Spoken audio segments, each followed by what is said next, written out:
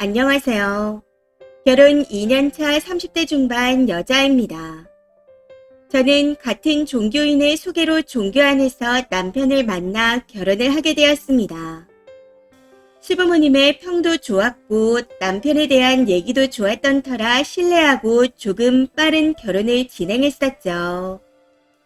너무 쉽게 한 결정이 저에게 화살로 돌아올 거라고 그때는 상상조차 하지 못했었네요. 곡선이었던 건지 이상하게 결혼식 당일 샵에서부터 눈물이 계속 흘러 대기실에 가기 전까지 고생을 많이 했습니다. 좋은 시부모님, 착한 남편과 행복하게 살겠다는 제 다짐은 결혼식 당일부터 조금씩 어긋나기 시작했던 것 같아요. 남편한테 여동생이 있는데 미용실에 1시간이나 늦게 도착해서 일정에 차질을 줬었고 스태프들을 화나게 하고도 사과 한마디 없었습니다. 거기에 더해 시어머니는 사위 얼굴에도 분을 조금 칠해달라며 요구했었고요. 애초에 결제에 넣지 않은 상황임에도 막무가내로 요구하는 바람에 다들 언짢은 표정을 짓고 분위기가 싸해졌었죠. 그러다 보니 저도 눈치가 보이고 제 메이크업과 헤어하는 것에 집중을 할 수가 없었습니다. 시누이와 시어머니가 본인들이 제일 잘났다 생각하며 진상 부리는 사람들일 거라고는 상상도 못했는데 식 당일부터 조금씩 알게 되었습니다. 그리고 그러한 행동들이 본인 일만으로 그치는 게 아니라 아들과 오빠를 마음대로 주무르는 행동과 말로 이어진다는 것까지 하나씩 알게 되었고요. 시댁과 같은 지역 가까운 거리에 사는 것도 모자라서 시누이는 저희가 결혼하고 난 후 제가 사는 아파트 바로 옆동으로 이사를 왔습니다. 그 후 시어머니는 시누이 아이를 봐준다는 핑계로 거의 매일같이 시누집에 상주해 계셨고 저희 집 또한 시도 때도 없이 찾아오셨습니다. 제가 재택근무 가능한 일을 하고 있어서 집에 있는 시간이 많거든요. 어머님은 직업이 없으시고 본인 자식들을 잘 키웠다고 친척이며 친구며 자랑하고 다니는 게 생활인 분입니다. 남편과 시누이 둘 다 공무원인데 사실 이게 처음에는 좀 신경 쓰이긴 했었지만 어른들이 자식 자랑하는 게 낙이다 싶어 그러려니 했습니다. 근데 그게 점점 사랑이 아니라 집착이고 구속이고 통제라는 걸 알게 되면서 숨이 막혀오기 시작하더군요. 제가 성격이 조금 느린 편인데 휴식을 취하면서 일을 해야 능률이 오르는 타입입니다. 근데 결혼 후 마음 놓고 소파에 앉아본 적이나 누워본 적이 손에 꼽을 정도네요. 시도 때도 없이 연락하시고 혹시라도 안 받으면 전화를 차단했냐 윽박지르셨고 남편도 시어머니께 얘기를 듣고 저한테 연락해서 엄마한테 당장 사과하라고 윽박질렀습니다. 이런 식으로 자꾸만 괴롭히니 결혼 후에 울지 않았던 적이 없었던 것 같아요. 동생이 어쩌고 엄마가 어쩌고 이 두 마디를 달고 사는 남편 때문에 그냥 다 같이 사는 기분이 들기까지 했습니다. 샤워를 하다가도 잠깐 내려오라 하시면 머리에 물이 뚝뚝 떨어지는데도 내려가야 했고 못 갈 상황이라고 말씀드려도 바로 안 주면 안 되는 거라며 무조건 내려오라고 화를 내셨습니다. 시어머니가 음식에 대한 집착이 강하셔서 만들거나 먹을 게 생기면 아들이 꼭 먹게 해야 한다는 생각에 바로바로 가지고 달려오십니다. 시댁과 차로 20분 거리라 운전을 못하셔서 대중교통을 이용해야 하는데도 그렇게 하세요. 아들이 피곤하니 본인이 가져오면 된다 하시며 저희 집에 오셔서 매번 저를 괴롭게 했습니다. 제가 왜 괴롭다고 표현하는지 말씀을 드리자면 신혼초 어머님께 삼계탕을 받았다가 속이 뒤집어진 적이 있었습니다. 잡내 제거하는 작업은 단 1도 없이 그냥 생닭을 삶아 거기에 대추 몇 개 정도만 추가해서 가져다 주셨는데 냄새를 맡고 올렸거든요. 그때 어머님이 요리를 정말 못하신다는 걸 처음 알게 되었네요. 그냥 느낌대로 요리하시고 간도 제대로 안 보는 분이시니 당연히 고기 잡내 제거도 안 하셨겠죠. 그냥 날 것 그대로 끓여주신 걸 먹고 탈난 적이 정말 많았습니다. 그래서 제가 최대한 좋게 말씀드리며 음식을 조금씩 거부했더니 저한테 병원에 가보자 하시더라고요. 음식 냄새를 못 맡는 건 몸이 안 좋아서 그런 것 같다며 정신과도 가야 하고 한약도 먹어야 한다 하시더군요. 사실 제가 솔직하게 말을 못하는 성격이라 어머님, 요리 좀 배우세요. 먹기 힘들어요. 라는 말은 차마 하지 못했습니다. 남편은 비위가 강해서 그런 건지 아니면 계속 먹어왔던 음식이라 그런 건지 괜찮은 것 같았는데 그럼에도 어쩌다 한 번씩은 탈이 나더라고요. 그 때문에 본인도 고생하는데 절대 어머님 음식이 이상해서 그렇다고 말을 못합니다. 어머님이 속상해 하실까봐요.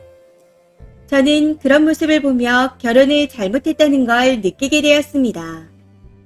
당시에는 그냥 무섭고 두렵기까지 해서 하루하루 눈물 마를 날이 없었네요. 남편은 제가 어머님 얘기를 하면 너 우리 엄마 무시하지 라고 표현합니다. 어머님이 운전면허도 필기 때문에 못 타실 정도로 학업이 조금 짧으시거든요. 그래서 자식들을 공무원 만든 것에 자부심이 많이 크시고요. 근데 남편은 매번 이걸로 저를 이상한 쪽으로 몰아갔고 그런 모습을 볼 때마다 사리분별 못하는 남편이 증오스럽고 미워지기 시작했던 것 같습니다. 지금은 그 미움이 눈덩이처럼 불어나서 제 자신이 겁날 정도네요. 사실 그동안 이혼을 여러 번 시도했지만 그때마다 시어머니의 연기로 인해 주저앉게 됐었습니다. 어머님이 쓰러지는 듯이 소리를 지르고 울면서 통곡하셨거든요. 실제 강한 성격과 다르게 필요에 따라 과하게 연기하셨고 이혼 얘기를 할 때마다 입원도 여러 번 하셨습니다. 그때마다 저는 시어머니 넘기는 며느리가 되는 기분이라 어찌 해야 할지 난감한 상황의 연속이었고요. 제가 결정적으로 이혼을 결심한 계기는 남편의 돈 안 쓰려는 구두쇠 습관에 무조건 가족 편에 서서 저를 공격하는 모습 때문이었습니다. 거기에 더해 시어머니의 괴롭힘과 구속, 시누이의 간섭과 대듬도 영향을 미쳤었고 아버님도 불같은 성격이라 상처를 많이 받았습니다. 남편이 초반에 생활비를 아예 안 내는 바람에 친정 부모님이 본인들 장을 보실 때 저희 것도 같이 봐주셨었네요. 물론 저도 수입이 있었지만 집 대출금도 있는 상황이라 친정에서 도움을 주신 거였습니다. 사이가 기막힌 행동을 해도 잘 살았으면 하는 마음에 도와주신 거였죠. 제가 정말 어이가 없었던 건 시어머니가 친정 부모님이 저와 함께 있는 모습을 우연히 보시고는 친정 부모한테서 벗어나라 하셨다는 겁니다.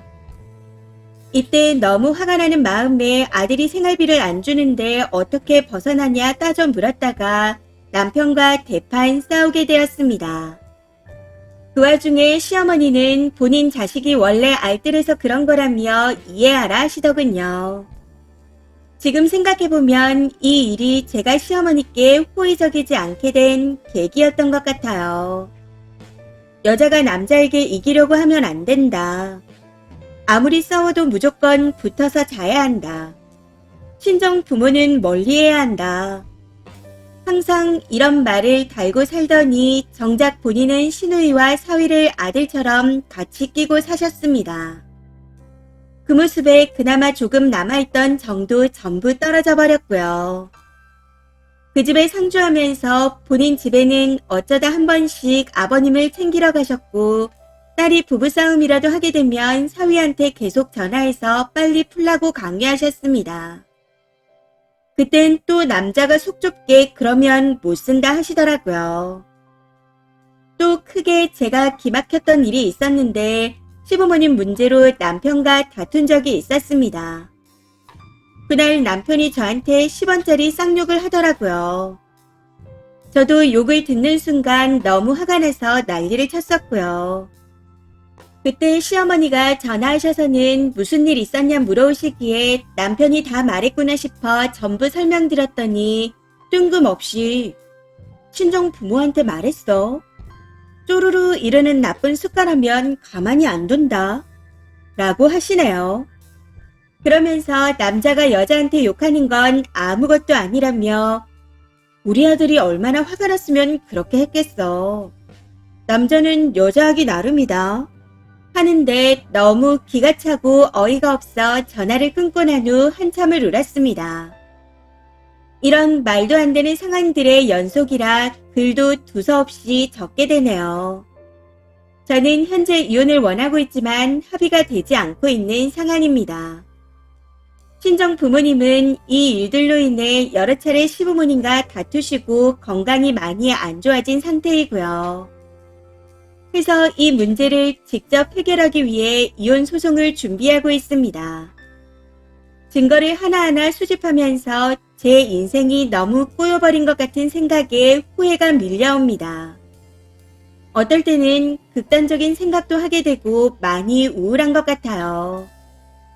너무 많은 상황이 있었기에 결혼 후 제 정신이 피폐해진 것 같은데 이 힘든 상황을 이겨나갈 수 있도록 응원 한마디씩 부탁드립니다. 긴 글 읽어주셔서 감사합니다. 댓글입니다. 첫 번째, 생활비 안 준다는 거에서 끝났네요. 세상에서 개똥보다 더 쓸모없는 게 생활비 안 내놓는 남자입니다. 합의 이혼을 왜 합니까? 있는 돈을 다 써서라도 변호사 쓰고 빨리 이혼하세요. 당장 큰 돈이 나가긴 하지만 장기적으로 봤을 땐 그게 경제적으로 이득입니다. 그리고 소개해준 사람 꼭 싸대기 때리고 그 종교 탈퇴하세요. 두 번째, 톡 전화 통화하면서 증거 모으시고 소송 가세요. 빨리 소송해서 이혼하시는 게 좋을 것 같습니다. 죽긴 왜 죽어요. 정신 차려요. 제발 변호사한테 가서 상담받고 이혼하시길. 세 번째, 여자분 지능이 애초부터 낮은 건가요? 아니면 2년 만에 가스라이팅이 된 건가요? 도움이 필요하면 친정에 얘기하고 뒤집어 엎어야지 무슨 조선시대라고 시댁에 벌벌 떨고 기고 있어요. 자기 자신을 제일 중요시하고 우선시하세요. 어디 노예로 팔려갔나요? 지금이라도 정신 차리시고 꼭 이혼하세요. 네 번째, 시모가 울고 병원에 입원하건 죽건 신경 쓰지 말고 이혼소송 걸어서 이혼하세요. 계속 걱정된다고 핑계대면서 이혼 안 하고 이렇게 살 거예요. 요즘 누가 저런 취급을 받으며 결혼 생활을 하나요? 신경 쓰지 말고 변호사 상담하고 소송 거세요. 남편 발광하는 거 녹취랑 카톡 남기고요. 보통 사람들이면 이 정도까지 안 참습니다. 이 사단이 나기 전에 갈라섰죠. 쓰니 시모나 남편 다 드라마에서나 나올 정도로 비정상입니다. 이번 사연은 여기까지입니다. 시청해주셔서 감사합니다.